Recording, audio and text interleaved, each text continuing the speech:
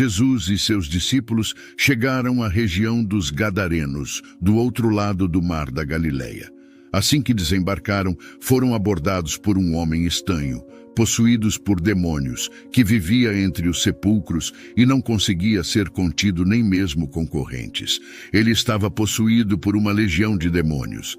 Esse homem gritava dia e noite, ferindo-se com pedras. Ao ver Jesus, ele se prostrou diante dele e gritou: "Que tenho eu contigo, Jesus, Filho do Deus Altíssimo? Eu te conjuro por Deus que não me atormentes."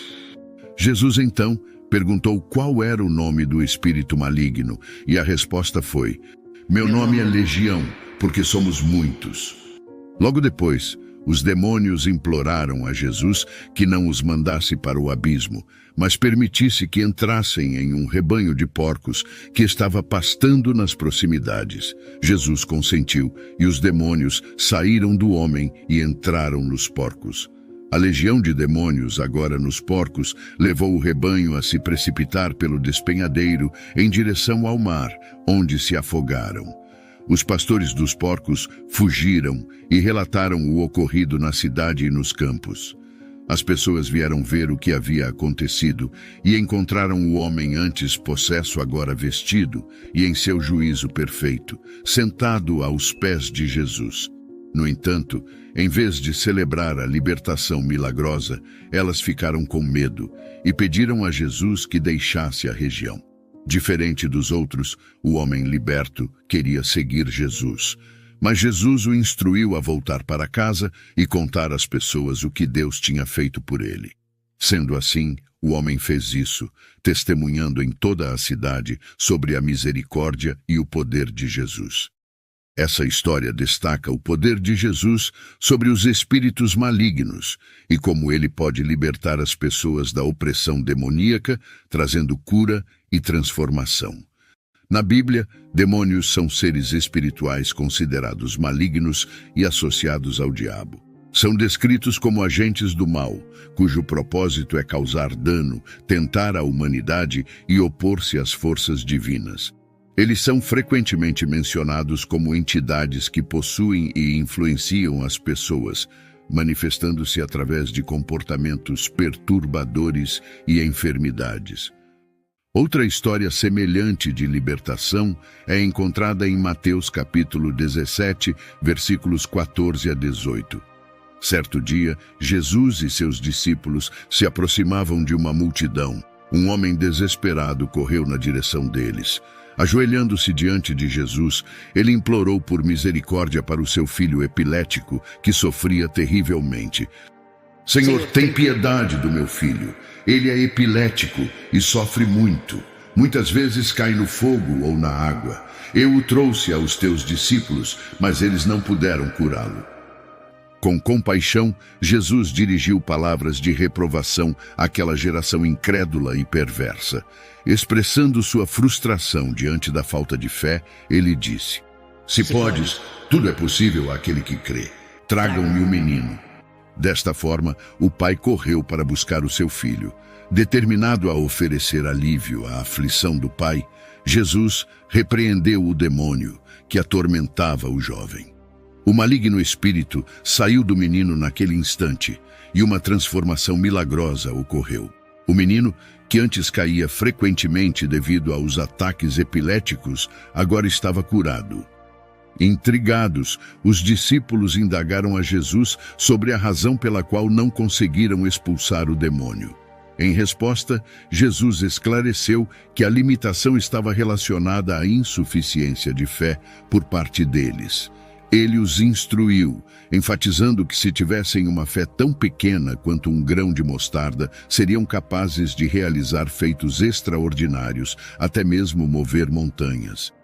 Nessa tocante história, vislumbramos a compaixão profunda de Jesus ao curar o filho atormentado por demônios, revelando a importância intrínseca da fé na manifestação dos milagres. De maneira enfática, a narrativa sublinha a autoridade exclusiva de Jesus sobre os poderes demoníacos, enfatizando sua supremacia espiritual. Neste relato, observamos como Jesus expressou compaixão ao curar um jovem atormentado por demônios, destacando a relevância da fé para a ocorrência de milagres. A história enfatiza a autoridade exclusiva de Jesus sobre os poderes demoníacos, ressaltando sua supremacia espiritual. Ao testemunhar a liberação espiritual proporcionada por Jesus, é enfatizado o triunfo do bem sobre o mal. Seu poder não apenas quebra cadeias espirituais, mas também promove cura emocional e restaura a paz interior. Diante dessa realidade, a busca por proteção espiritual e refúgio em Deus torna-se imperativa para resistir às influências negativas e alcançar libertação genuína. Eles nos incentivam a cultivar uma fé resiliente, reconhecendo que, em meio às sombras, a luz de Jesus é a fonte inesgotável de esperança e redenção. No mesmo sentido, o Evangelho de Marcos, capítulo 1, versículos 23 a 28, conta a história da libertação enquanto Jesus estava em Cafarnaum, uma cidade na região da Galileia. Em um dia comum de sábado, Jesus entra na sinagoga acompanhado por seus discípulos. O ambiente reverbera com a expectativa daqueles que buscam ouvir o ensino do homem que estava causando grande agitação na região. Enquanto Jesus está lá, um homem aflito, possuído por um espírito impuro, começa a gritar em desespero, revelando o conflito espiritual que o atormenta. Que queres de nós, Jesus de Nazaré? Vieste para nos destruir? Eu sei quem tu és, o Santo de Deus. Os presentes ficam perplexos diante da cena, observando a interação entre o homem aflito e o recém-chegado Jesus. Com uma serenidade que contrasta com a agitação ao redor, Jesus repreende o espírito impuro com firmeza, ordenando-lhe que se cale e saia do possuído. Cala-te e sai dele. Uma tensão paira no ar enquanto todos aguardam a resposta sobrenatural. Então, algo extraordinário acontece. O espírito impuro, como que agitado por uma tempestade interna, emite um grito estridente antes de sair do homem. O silêncio que se segue é quebrado pelos sussurros maravilhados das testemunhas. As palavras na sinagoga se espalham. O que é isso? Um novo ensino, dado com autoridade. Até aos espíritos impuros ele dá ordens, e eles lhe obedecem. A notícia se espalha e a reputação de Jesus como mestre e exorcista cresceu ainda mais naquela região. Mas você já se perguntou o que acontece com os demônios após serem expulsos do corpo? Já refletiu sobre o motivo pelo qual os demônios solicitaram a Jesus que os enviasse aos porcos? Para encontrar todas essas respostas, convido você a deixar seu like, se inscrever no canal e continuar assistindo. Para poder te dar estas respostas, precisamos primeiro conhecer a parábola do homem rico e Lázaro, encontrada no Evangelho de Lucas, capítulo 16. A história diz o seguinte: certo dia, Jesus compartilhou uma parábola envolvente sobre um homem rico e um mendigo chamado Lázaro. O homem rico vivia luxuosamente, cercado por conforto e riquezas, enquanto Lázaro jazia à porta de sua casa, coberto de chagas e ansiando por migalhas da mesa farta do rico. Os cães, por vezes, lambiam as feridas de Lázaro. Depois de um tempo, ambos morreram. Lázaro foi levado pelos anjos para o seio de Abraão, um lugar de conforto e paz, enquanto o homem rico foi sepultado e encontrou-se no Hades, um estado de sofrimento. Do seu lugar de tormento, o homem rico viu Abraão e Lázaro à distância e clamou pedindo que Lázaro molhasse a ponta de seu dedo na água para refrescar sua língua sedenta. Abraão respondeu: Filho, lembre-se de que durante a sua vida você recebeu coisas boas, enquanto que Lázaro recebeu coisas más. Mas agora ele está sendo consolado aqui e você está em sofrimento. Abraão respondeu que havia um grande abismo fixado entre eles, impossibilitando qualquer travessia. Ele então explicou que, durante sua vida, o homem rico teve conforto, enquanto Lázaro suportou aflições. Mas agora as situações haviam se invertido.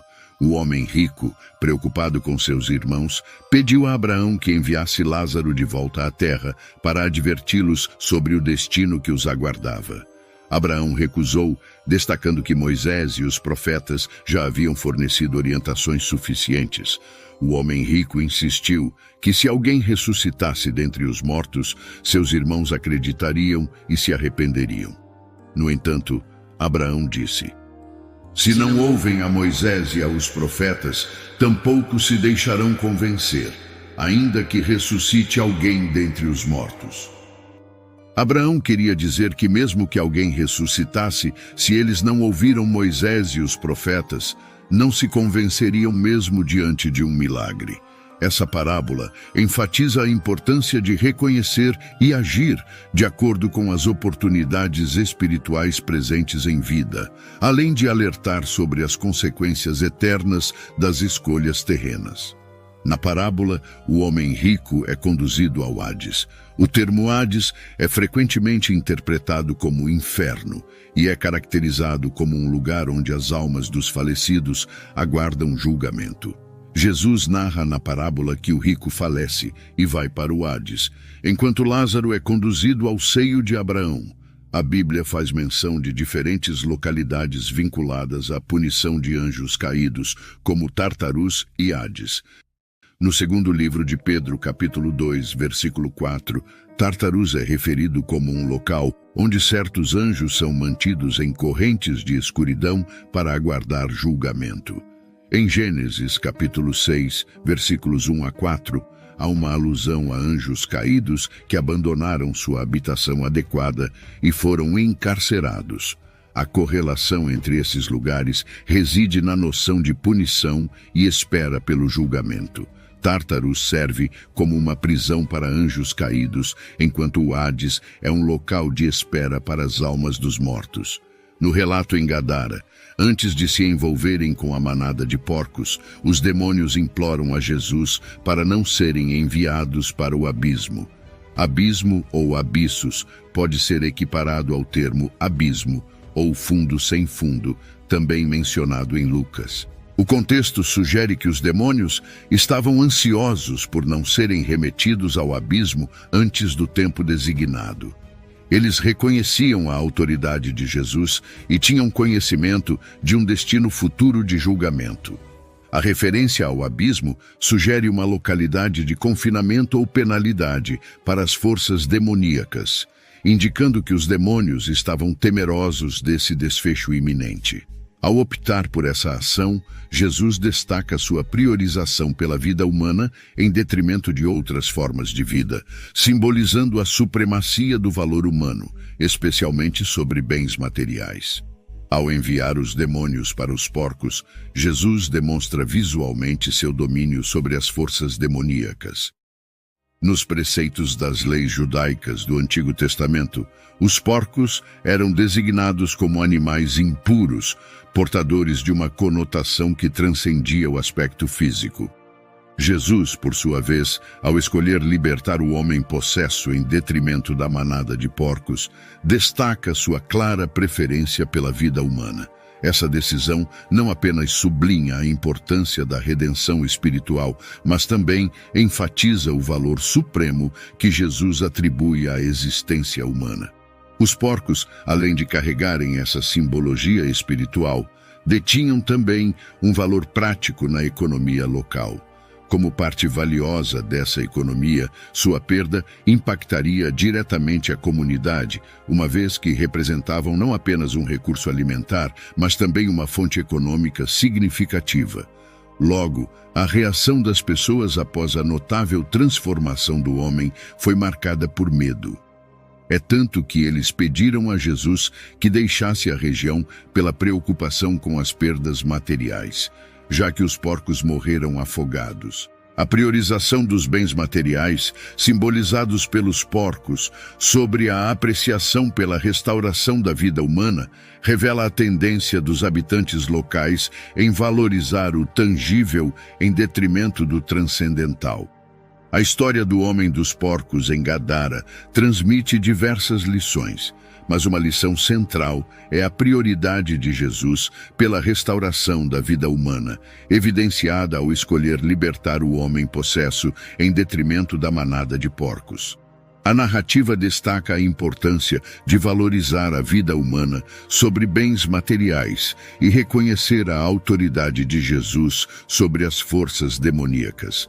Isso nos convida a reavaliar nossas prioridades, buscando uma compreensão mais profunda da importância espiritual e da prioridade dada por Jesus à redenção e transformação das vidas humanas. Deixe sua opinião nos comentários. E não se esqueçam de se inscrever no canal e deixar seu like. Abraços e fiquem com Deus.